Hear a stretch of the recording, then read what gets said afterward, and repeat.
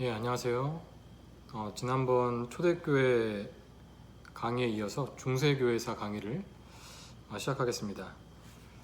중세교회사의 연대는 590년에서 1517년까지의 교회의 역사입니다. 이때의 특징은 약 700년경에 많은 나라들이 이슬람교회에 잠식되었다는 것입니다. 그리고 중세교회 시절에는 교회가 국가교회가 되었습니다.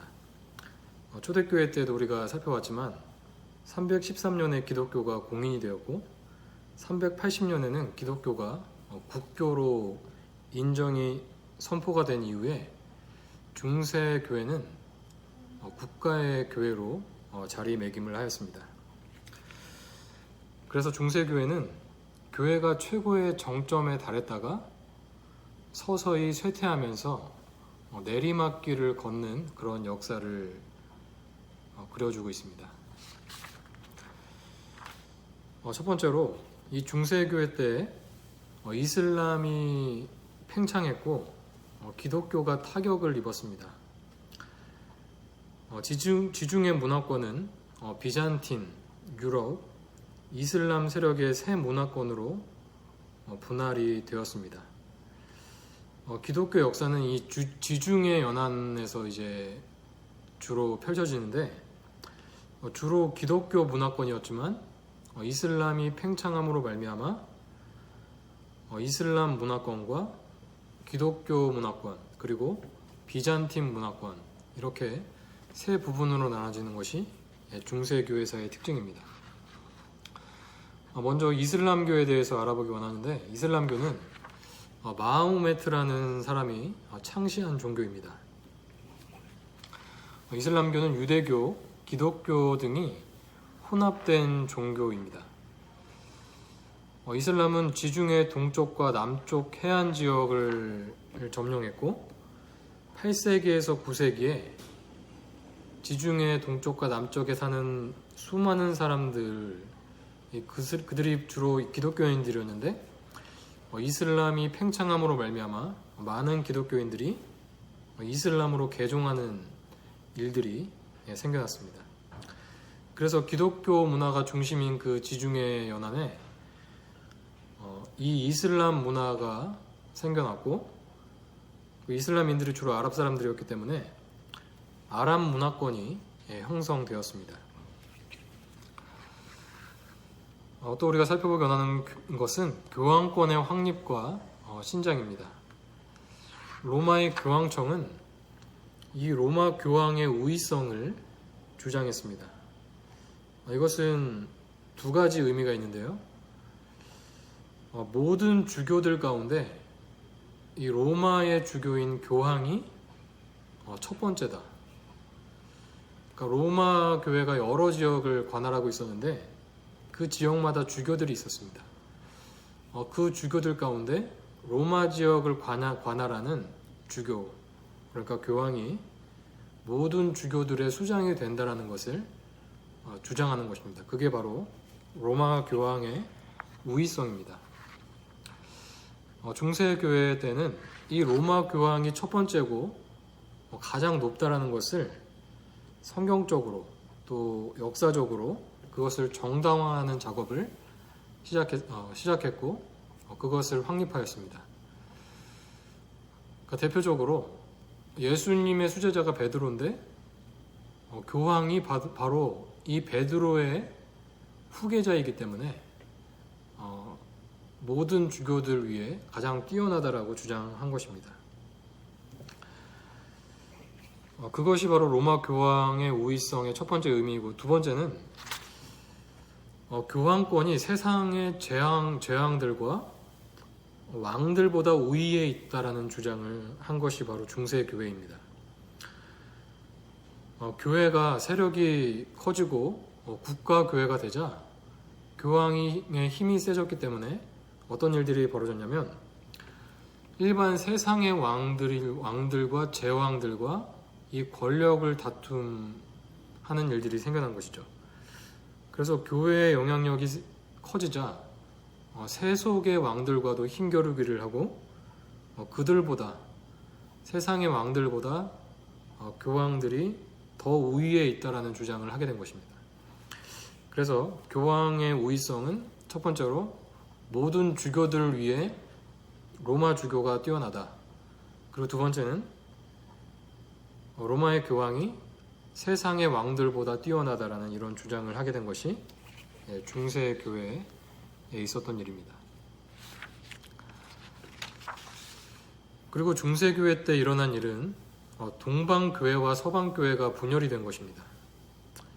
11세기 중엽에 동방 교회와 서방 교회가 분열이 되었습니다.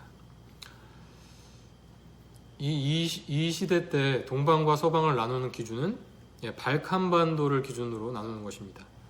발칸반도 중심으로 동쪽은 동방이라고 했고 서쪽은 서방이라고 했는데 11세기 전까지는 한 교회였지만 11세기 중엽에 이르러 동쪽 교회와 서쪽 교회가 나누어진 것입니다.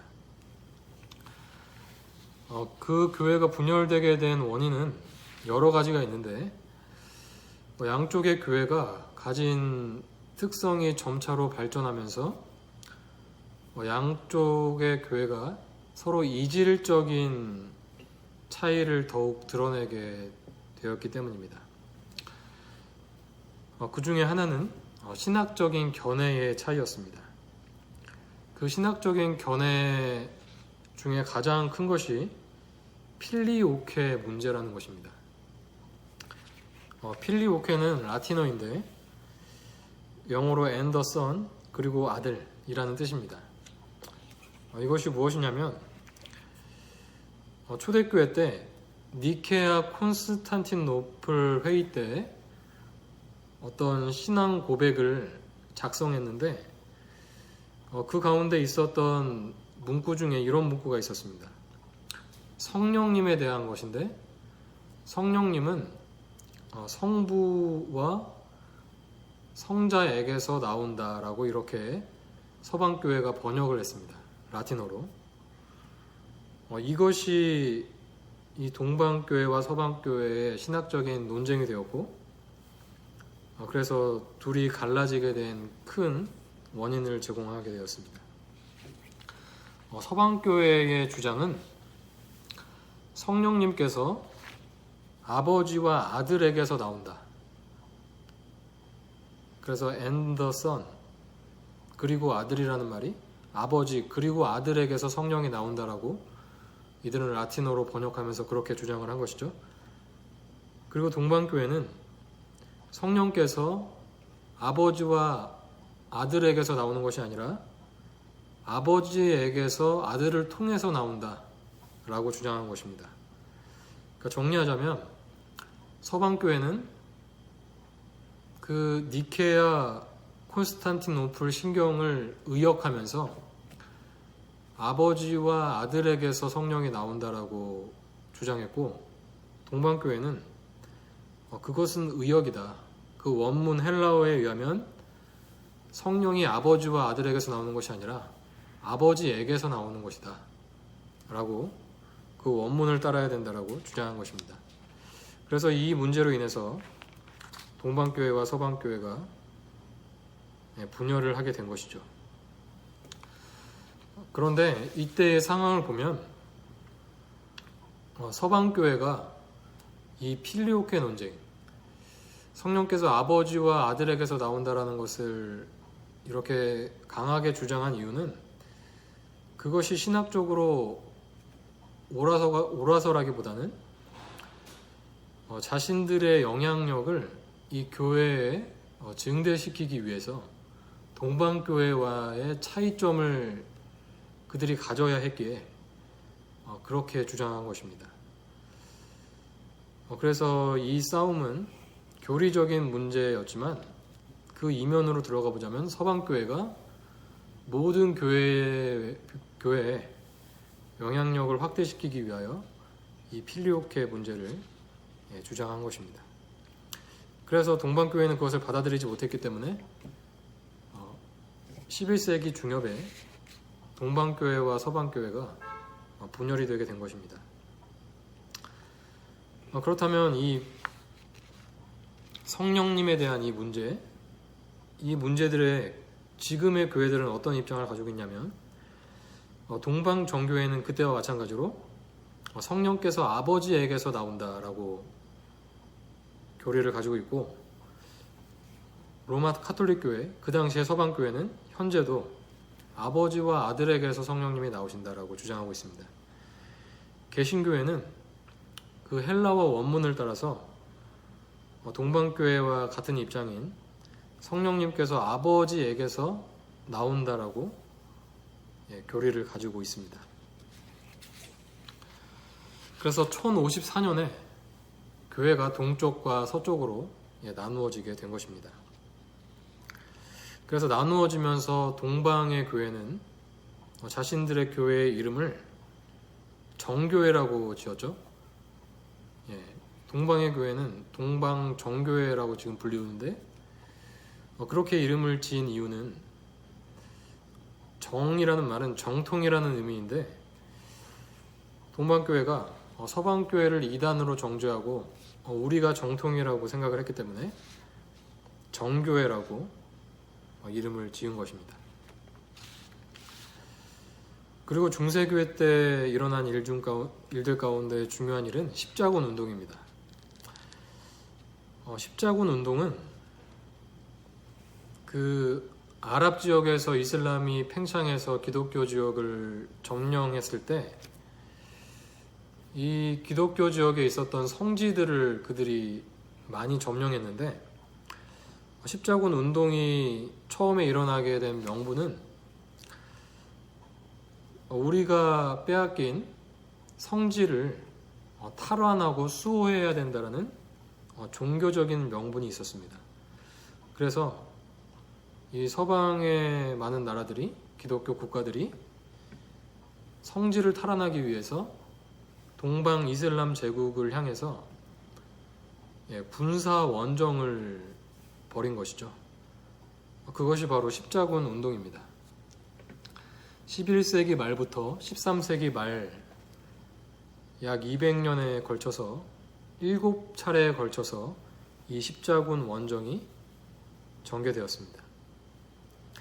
전개되는 양상을 보자면, 처음에 명분은 종교적인 것이었으나 거기에 많은 왕들과 제후들이 참여했는데, 거기에 참여하는 자들이 처음에 그 명분을 잃어버리고 세속적인 욕망을 가지고 이 십자군 원정에 참여하게 됨으로 말미암아 처음에는 종교적인 명분으로 시작했으나 갈수록 그것에 다른 목적을 가지고 참여하는 자들이 많아서 그 양상이 매우 비인도적으로 변했습니다.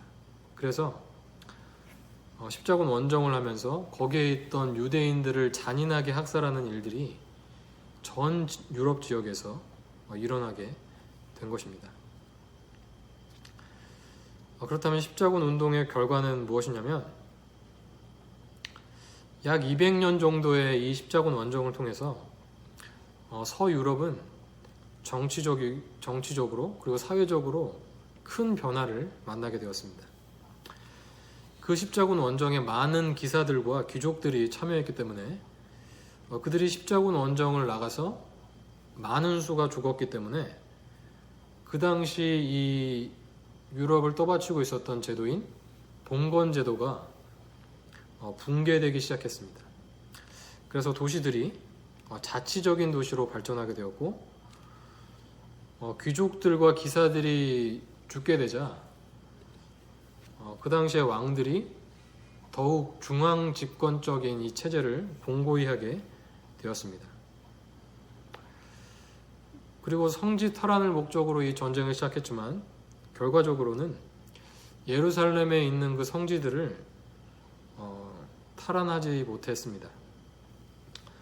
그리고 이 십자군 운동의 결과는 그 서유럽에 있었던 사람들이 이 문화적인 지역주의를 가지고 있었는데, 이 십자군 원정을 통해 아랍 사람들과 접촉하게 됨으로 말미암아 문화적인 지역주의, 벗어나게 된 계기가 되었습니다. 그래서 아랍 지역에 있는 학문과 과학, 문학들이 서방에 전달되었고, 그로 말미암아서 스콜라 철학과 신학이 융성하게 되는 계기가 되었습니다. 이 스콜라 철학이 뭐냐면 이성과 신앙을 이렇게 결부시키는 철학을 말합니다. 그리고 특징 중에 하나가 절대자 하나님의 권위를 인정하면서 인간의 이성을 최대한 활용하는 그런 철학입니다. 그래서 중세시대 때에는 이 하나님에 대해서, 신앙에 대해서 이성적으로 이해하려고 하는 이 스콜라 철학이 발생되었고, 그 철학이 이 십자군 원정을 통해서 아랍의 문화들을 접하면서 더욱더 활발하게 이루어지게 된 것이죠. 13세기의 경건 생활이 어떠했냐면, 그 당시에 이 교회의 교직자들은 주로 설교를 통해서 백성들에게 하나님의 말씀을 전했는데, 특이한 것이 무엇이냐면 설교뿐만이 아니라 고해 성사를 통해서 백성들과 접촉하는 일들이 일어났습니다.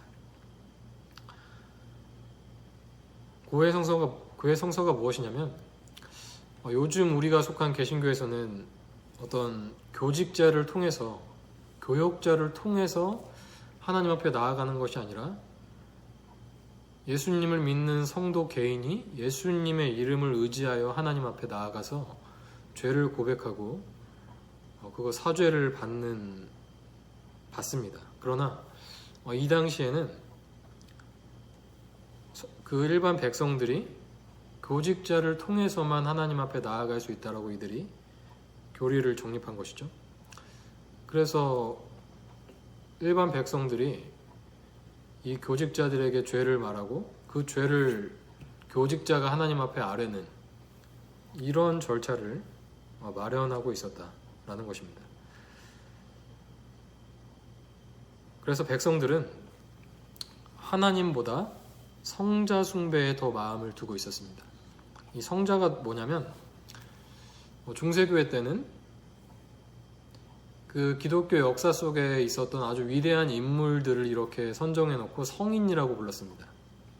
예를 들어서 바울, 베드로 이런 사람들을 이렇게 성인이라고 선정해 놓고 이들을 숭배하는 그런 일들이 있었습니다.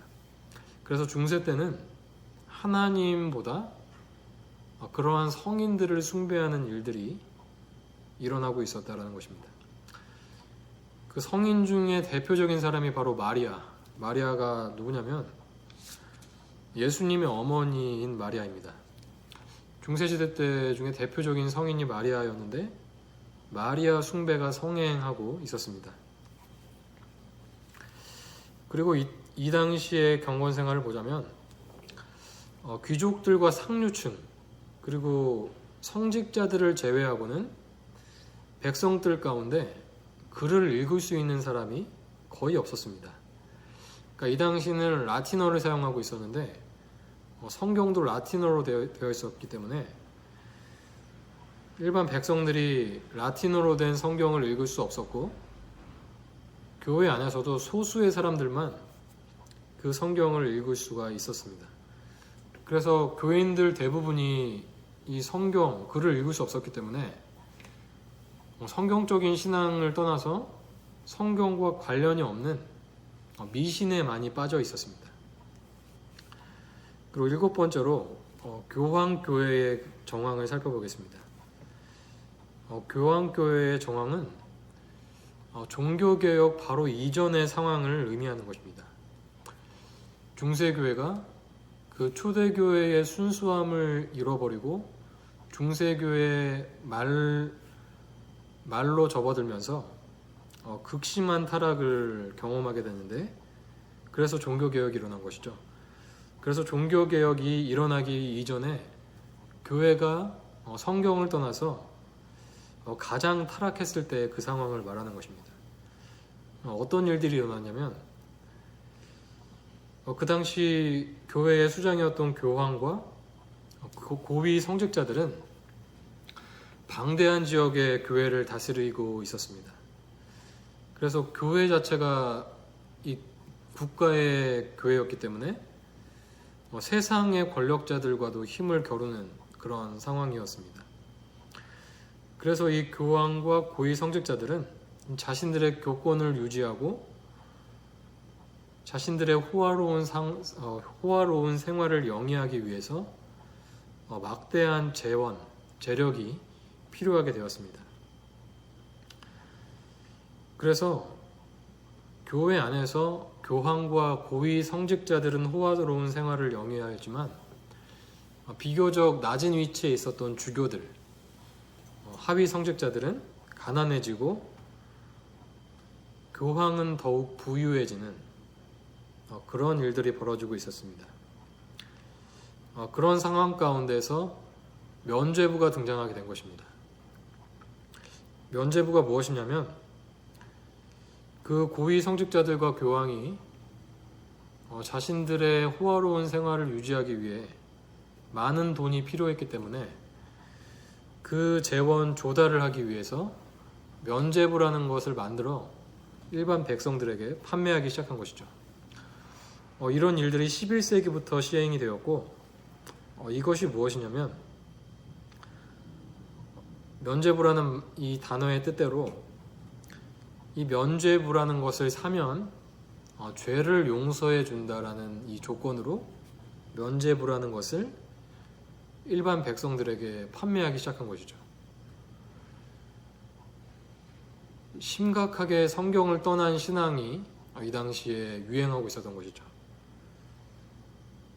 죄를 사함 받을 수 있는 것은 우리의 믿음에 의하면 오직 예수 그리스도의 보혈의 능력으로 말미암아 우리가 죄를 사함 받는 것이죠.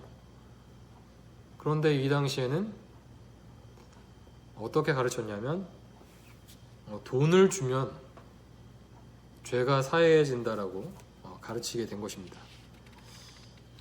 심각하게 성경을 떠난 신앙이 이 당시에 유행하고 있었다는 것을 알 수가 있는 것입니다. 그리고 이 종교개혁 이전에 어떤 일들이 또 있었냐면 성직이 매매되는 일들이 일어나고 있었습니다. 이 당시의 성직은 교회를 관할하는 주교라든지 어떤 교회의 높은 위치에 있는 그 사람들을 성직자라고 했기 때문에 그 성직이 돈을 주고 매매되는 일들이 일어나고 있었습니다. 이 또한 교황청이 돈을 마련하기 위해서 이런 일들을 행한 것입니다. 그래서 교황청이 돈이 필요했기 때문에 멀쩡하게 있는 주교나 대주교 같은 사람들을 이렇게 인사이동을 시켜서 그들이 돈을 내야 또 그 자리를 유지할 수 있게끔 그런 것을 통해 이들은 수입을 올리고 있었다고 합니다.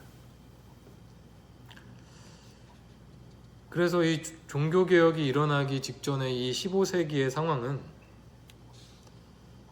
참으로 이 성경을 너무나 멀리하고 성경과는 관계없는 그런 신앙의 모습들을 보여주고 있는 것입니다.